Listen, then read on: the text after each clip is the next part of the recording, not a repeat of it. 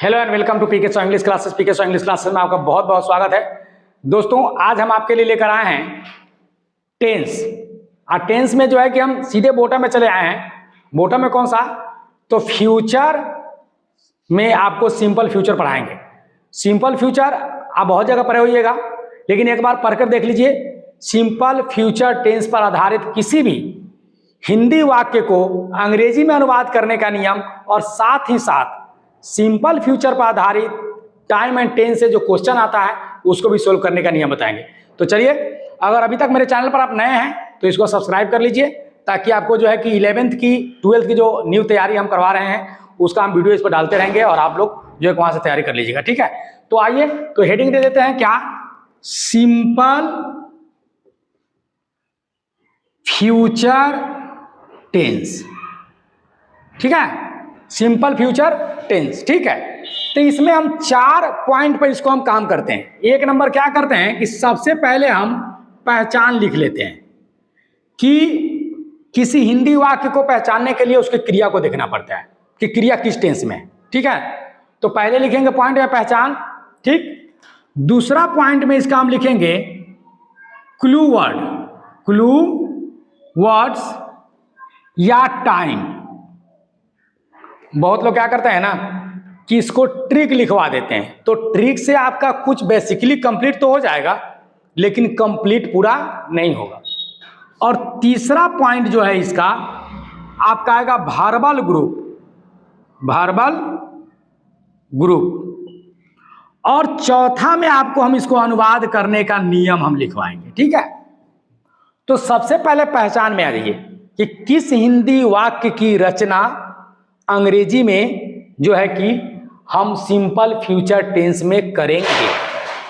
तो जो है कि पहचान कुछ ऐसे है कि जिस हिंदी वाक्य के, स्टार्ट कीजिए लिखना, जिस हिंदी वाक्य के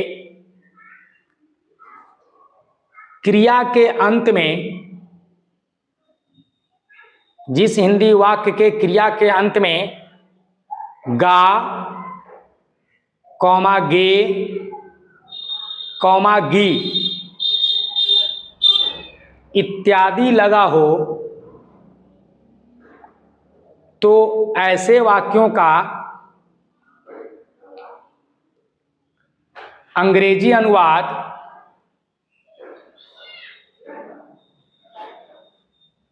हम सिंपल फ्यूचर टेंस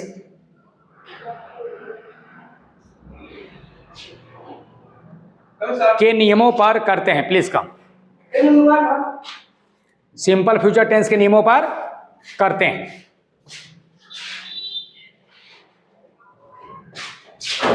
हो गया? तो ये पहचान आपका हो गया, पहचान आपका हो गया। अब हम क्लू वर्ड, तो पहचान पे तो हम क्या करेंगे? हिंदी वाक्य को अंग्रेजी बनाना सीखेंगे। ठीक, जैसे मान लीजिए कि इस पर राम बाजार जाएगा, राम बाजार जाएगा। ठीक है ना, तो यहां इसको कह रहा है कि आप हिंदी में इसको अंग्रेजी में अनुवाद कीजिए। हिंदी में ऑलरेडी दिया हुआ है, तो इसका अंत में क्या लगा हुआ है? गा। तो जाएगा, जाएगी, चलेगा, चलेगी इत्यादि, अगर गा गेगी लगा हुआ है तो सिंपल फ्यूचर में ही जाएगा। इसको अनुवाद करना हम आपको बाद में बताएंगे। पहले आप चले आइए क्लू वर्ड एंड टाइम में। क्या होता है कि time and tense, time and tense में क्या होता है कि आपको क्लू वर्ड या टाइम दिया रहता है, उसको देखकर आपको जो है कि वर्ब का सही प्रयोग करना है। तो इसके अंतर्गत कौन कौन आता है तो देख लीजिए। Tomorrow, next, this, day after tomorrow,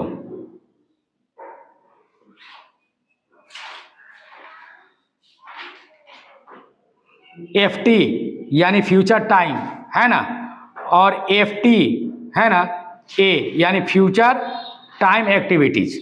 ये सब इसके क्लू वर्ड है, ये सब इसके क्लू वर्ड है। हिंदी टुमारो का सब जानते हैं, आने वाला कल। नेक्स्ट में मतलब होता है अगला या आने वाला। दिस मतलब इस होता है, यहां पर यह नहीं पढ़ेंगे। डे आफ्टर टुमारो मतलब होता है 2 दिन बाद, माने 2 दिन बाद। एफटी मतलब होता है फ्यूचर टाइम, फ्यूचर टाइम जैसे 2026। और एफटीए मतलब होता है फ्यूचर एक्टिविटीज, एक्टिविटीज मतलब भविष्य में आने वाली कोई क्रियाएं। ठीक, ये इसका क्लू वर्ड है, उतार लिए। साथ साथ चलिए, लाइव क्लास है ना, ये लाइव वीडियो रिकॉर्डिंग भी हो रही है, आप साथ साथ में चलिएगा। ठीक है, अगर छूट जाएगा तो यूट्यूब पर जाकर नोट कर लीजिएगा। ये आपका हो गया इतना, उतार लिए। अब आते हैं भारवल ग्रुप में कि सर सिंपल फ्यूचर टेंस का भारवल ग्रुप कौन होता है।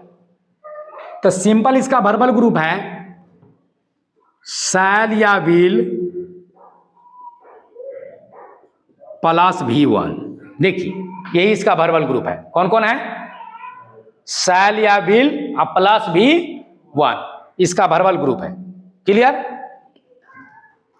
अब मन में आपको सवाल आता होगा कि सर हम शैल कब लेते हैं और विल कब लेते हैं। ठीक, तो देखो फ्यूचर टेंस जो है कि ऑलरेडी बहुत दिन पहले इसका खाता क्लोज हो गया है। ये सिर्फ ट्रांसलेशन करने के लिए इसका प्रयोग किया जाता है। टाइम एंड टेंस में इसका कोई यूजेस है ना, नहीं है। शैल का प्रयोग जो है कि हम जनरली हम आई और बी के साथ करते हैं। किसके साथ? आई और बी के साथ हम शैल का प्रयोग करते हैं। ठीक, रेस्ट ऑफ ऑल, इसके बाद जितने भी सब्जेक्ट आएंगे, जैसे यू आएंगे, दे आएंगे, ही आएगा, सी आएगा, राम आएगा, सीता आएगा, इस सब के जो है कि बाद आने वाला क्या लगेगा? विल लगेगा। तो शैल विल का कॉन्सेप्ट क्लियर है। ठीक, लेकिन एक जरूरी है, अगर हम एग्रीमेंट को तोड़ देते हैं, हम एग्रीमेंट के नियम बताए हैं कि आई बी के साथ शैल लगेगा और बाकी सबके साथ विल, लेकिन अगर एग्रीमेंट को आप तोड़ते हैं, यानी कि ही के साथ शैल लगाते हैं और आई के साथ विल लगाते हैं, तो एग्रीमेंट टूट जाता है। एग्रीमेंट टूट जाता है, नियम को आपने तोड़ा है। तो सर नियम को तोड़ेंगे तो क्या करना होगा? तो देखिए, जब नियम को तोड़ते हैं ना तो उसका मीनिंग चेंज हो जाता है, मीनिंग चेंज हो जाता है। जैसे देख लीजिए, यहां पर इसको उतार लिया होइएगा। अब देखिए हम थोड़ा स्ट्रक्चर बता दे रहे हैं इसका रूल। देखिए, जैसे हम लोग सेंटेंस का अनुवाद करने का नियम जब लिखते हैं, रूल्स लिखते हैं, स्ट्रक्चर इसको कहते हैं हम लोग। तो पहले अफर्मेटिव, यानी कि सकारात्मक वाक्य को हिंदी से अंग्रेजी में अनुवाद करने का नियम। तो हम पहले क्या लगाते हैं? सब्जेक्ट, फिर शैल या will plus V1 plus object. इसमें एक बात याद रखना, अनुवाद करने के लिए बच्चे को इसमें के सारा कंपोनेंट्स का मतलब पता होना चाहिए। सब्जेक्ट किसे कहते हैं, वर्ब किसे कहते हैं और ऑब्जेक्ट किसे कहते हैं। तो कुछ देर मैंने बताया था कि शैल का प्रयोग आई और बी के साथ, और विल का प्रयोग किसके साथ? बाकी ऑल के साथ। ठीक है, लेकिन अगर हम एग्रीमेंट को तोड़ दे तो क्या होगा? एग्रीमेंट को तोड़िएगा तो मीनिंग बदल जाएगा। मीनिंग क्या बदलेगा कि एग्रीमेंट को तोड़िएगा ना तो उस भविष्य में होने वाली कार्य की संभावना 100% हो जाएगा। जनरली अगर कोई कहते हैं कि आई शैल बीट यू, मैं तुम्हें पीटूंगा, मैं तुम्हें पीटूंगा, तो ये एग्रीमेंट को मान लिया है, एग्रीमेंट को मान लिया है। मतलब कि फ्यूचर एक अंधेरा है, डार्क है। हम लोग फ्यूचर को डार्क मानते हैं। जैसे my brother will come tomorrow, तो ट्रेन पकड़ेगा तब ना आएगा कि हवा मुड़ के थोड़ी चलाएगा, नहीं ना। मतलब फ्यूचर में होने वाली कार्यों को दर्शाने के लिए हम ऐसा आज वर्तमान में बात कर रहे हैं कि I shell go to market tomorrow, कल मैं बाजार जाऊंगा। अरे कल मैं बाजार जाऊंगा, अगर रात में बीमार पड़ गया तो कल मैं बाजार जा पाऊंगा? नहीं ना। तो फ्यूचर अंधकार में। लेकिन अगर कोई आपसे जब ये कहता है ना कि आई शैल बीट यू, इसका possibility 0%। I shall beat you, संभावना कितना है कार्य होने का? 0%। लेकिन बोलेगा आई शैल बीट यू तो इसका संभावना 99.9% हो जाता है, मतलब स्ट्रेंथ बढ़ जाता है। स्ट्रेंथ क्या करता है? तो एग्रीमेंट तोड़ते समय याद रखिएगा, अगर कोई बोला है कि will you give me 100 rupees tomorrow, और बोल देगा yes I will give you 100 rupees tomorrow, तो आई के साथ बिल लगा दिए, एग्रीमेंट को तोड़ दिया है, मतलब आपको 100 रुपया कल देना होगा। सर दोनों तो एक के हैं, इसको तोड़ देते हैं ना, यहां पर सेल लगा कर क्या करते हैं? बिल लगा देते हैं। यहां बिल लगाते हैं, बिल जैसे लगाएंगे फैसिलिटी कहां चल जाएगी? 99, और सेल लगाएंगे तो फैसिलिटी कहां जाएगी? 0% पर। तो एग्रीमेंट को तोड़ते समय हमेशा इस चीज को ध्यान रखिएगा। अब सवाल आया कि सर अनुवाद कैसे करते हैं? तो ये अफर्मेटिव सेंटेंस है, अफर्मेटिव स्ट्रक्चर है। वह कल बाजार जाएगा, बना लेंगे इसको, बन जाएगा जी, हैं? बन जाएगा। क्या होगा इसका सही आंसर बोलिए तो?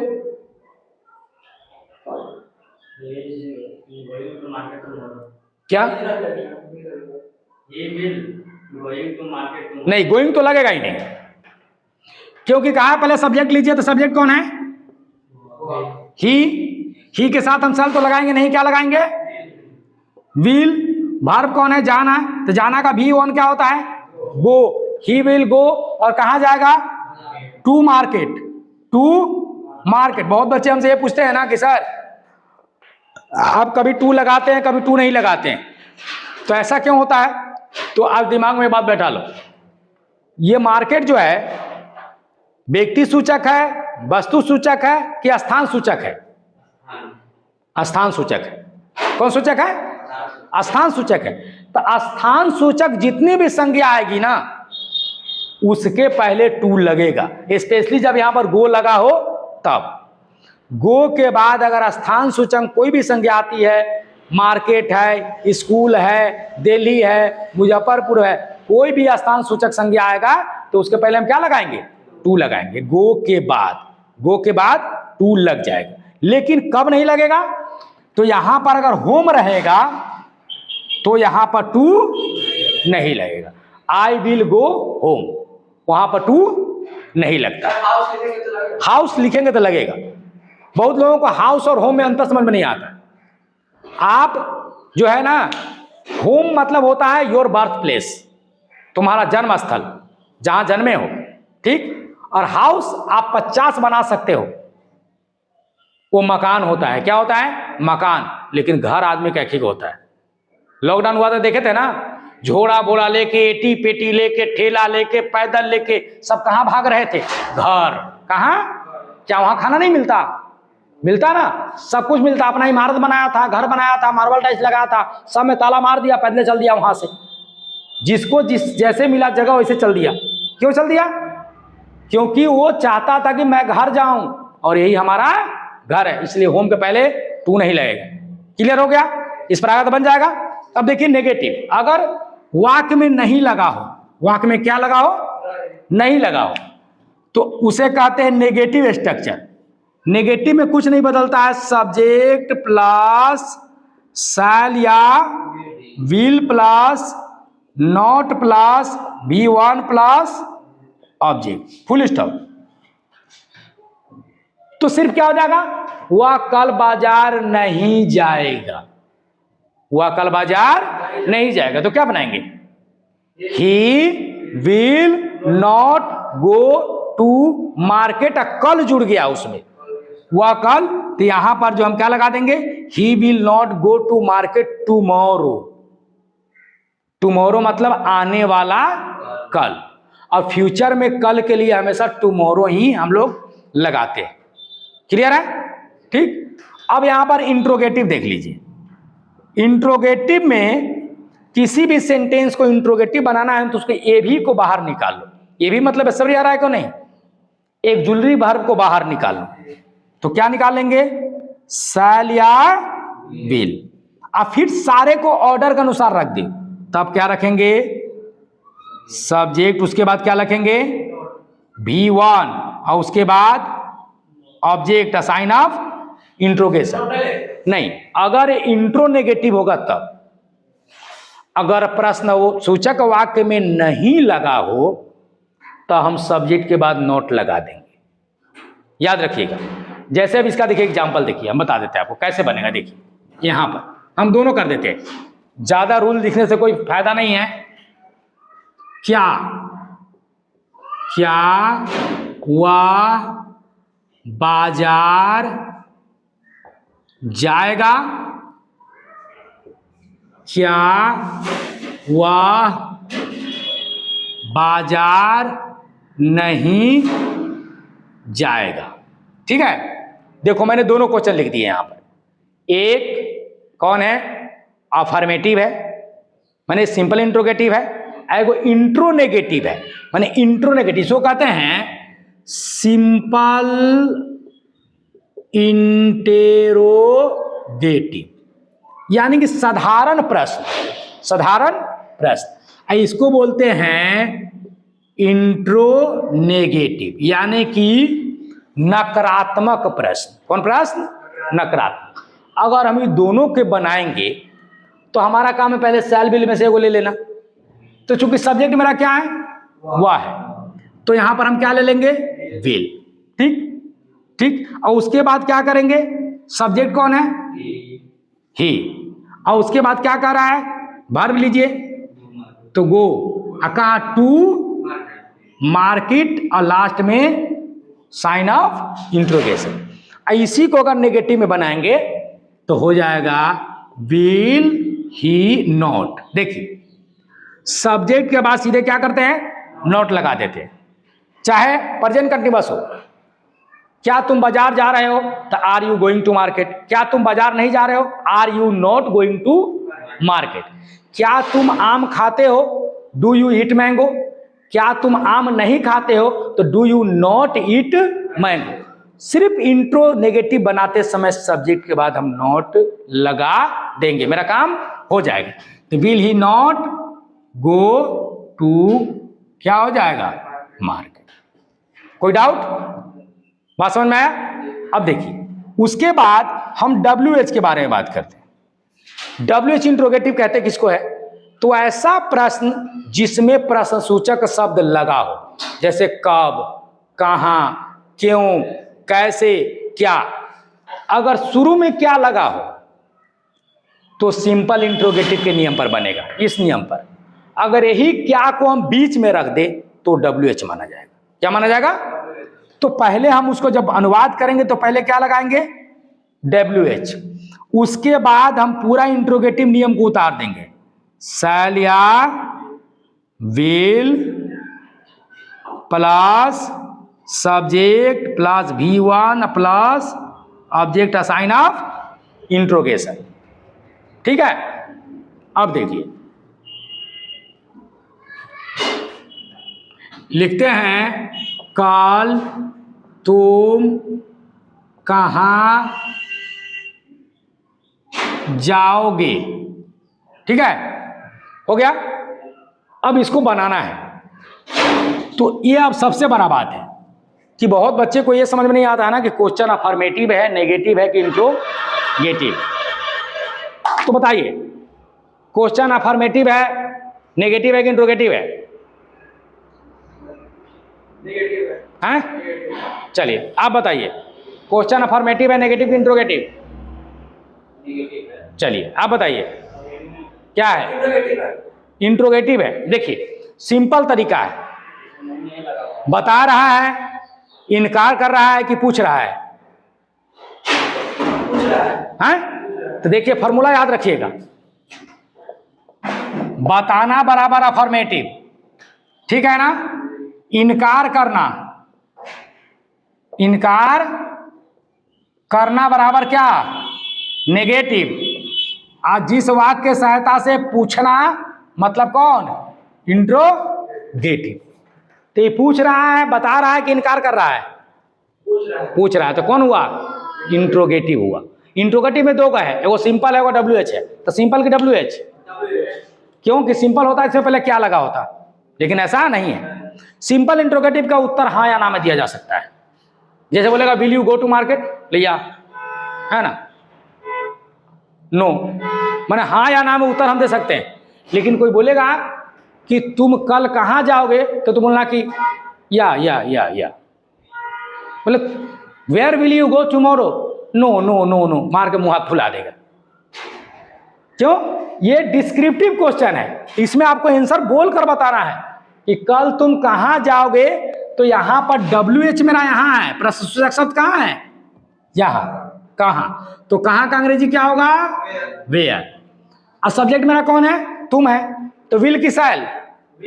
Will. Where will are you. जाना है क्या होगा? गो। कब जाएगा? TOMORROW, where will you go tomorrow. ठीक है, इतना हो गया। चलिए